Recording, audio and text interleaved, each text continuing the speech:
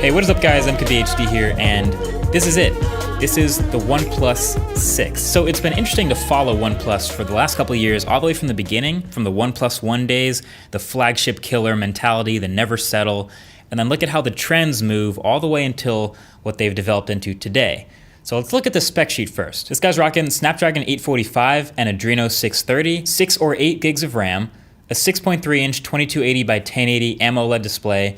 It's got a 3300 milliamp hour battery and dual cameras, a 16 megapixel main sensor and a 20 megapixel secondary camera, and a price tag under 600 bucks. So again, pretty classic OnePlus. They're sticking to their guns of delivering big numbers and impressive specs for a lower than expected price. So with all of that, here are my impressions. And really what a lot of people are gonna have the most strong reaction to, including me, is the new design of the OnePlus 6.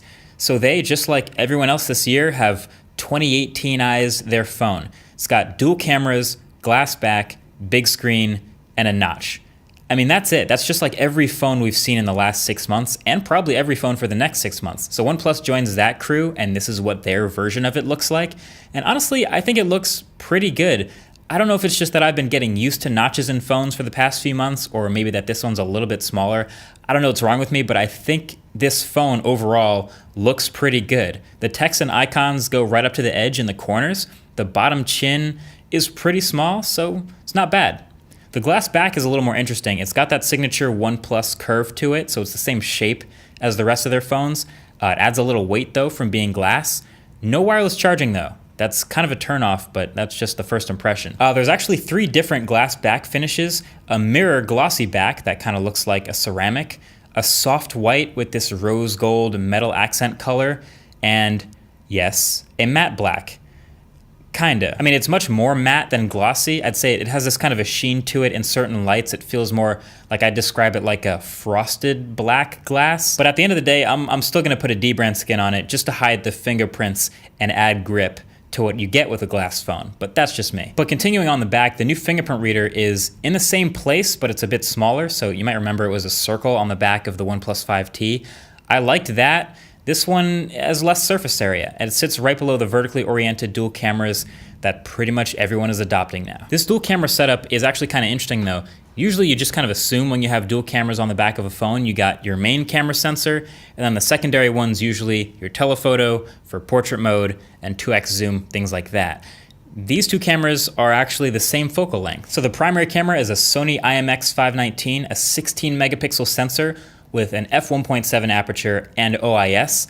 And then your secondary camera is a Sony IMX376K, a 20 megapixel sensor, again at f1.7, and they don't say whether it's optically stabilized or not, so I would guess it's not. So a secondary camera of the same focal length, but a higher resolution for what, sharpness, maybe some detail stuff, I guess, maybe portrait mode help. I don't really know exactly. This is something we're gonna have to test for the full review. But definitely stay tuned on places like Instagram and Twitter, where I'll share sample photos I take on this camera. But that's a curious one. But around the front is really where it looks the newest, with that huge new display, the notch up top. This is what people love talking about. To be fair, it is one of the smallest notches. There's just a camera, some sensors, and your earpiece up there, and then you end up with an 84% screen to body ratio. But this is the new design. This is what we're getting in 2018. It's exactly what we expected. So okay, we get it. OnePlus has taken cues and hints from 2018 and other players, and they've updated their smartphone.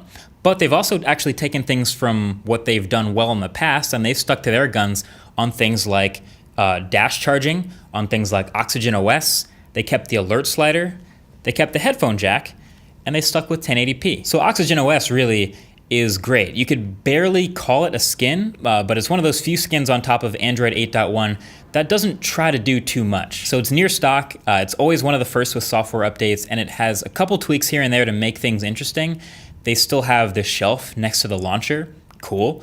There's a toggle to hide the top notch if you're not super into that. That's new to Oxygen OS.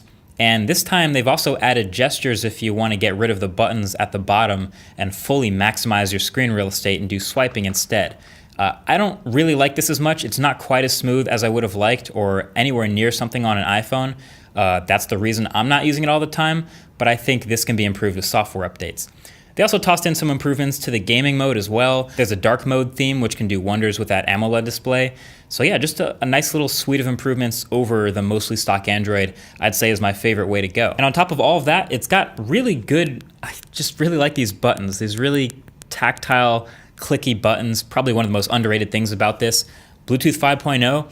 And did I mention it keeps the headphone jack? Like, this thing checks a lot of boxes. So basically these cameras and the battery life are the two things that need to be deeply tested. But I can tell you right now, after I've used this phone for the past couple days, and it is a really promising one. It's fast, it's smooth, it does a lot of the things well that I hope a phone does well, and it's just those last couple things that we'll see about.